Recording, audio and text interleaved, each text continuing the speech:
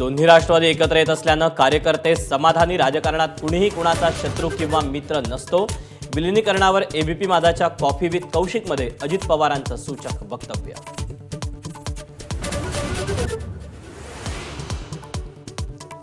निलेश घायवळ प्रकरणात दादांनी आरोप सिद्ध केल्यास राजकारण सोडेन.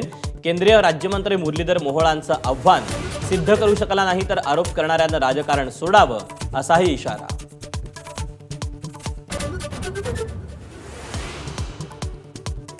अंबरनाथमध्ये भाजपचा काँग्रेसला मोठा धक्का. 12 काँग्रेसच्या नगरसेवकांचा रवींद्र चव्हाणांच्या उपस्थितीत भाजपात प्रवेश.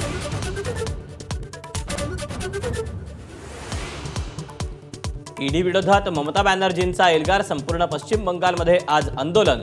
कोळसा घोटाळ्यात ईडीच्या छापेमारीवरून तृणमूल आणि भाजपमध्ये खडाजंगी.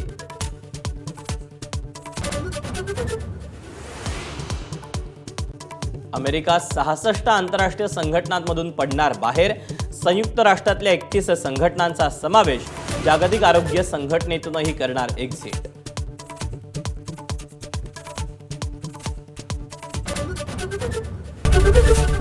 एबीपी माझा, उघडा डोळे बघा नीट.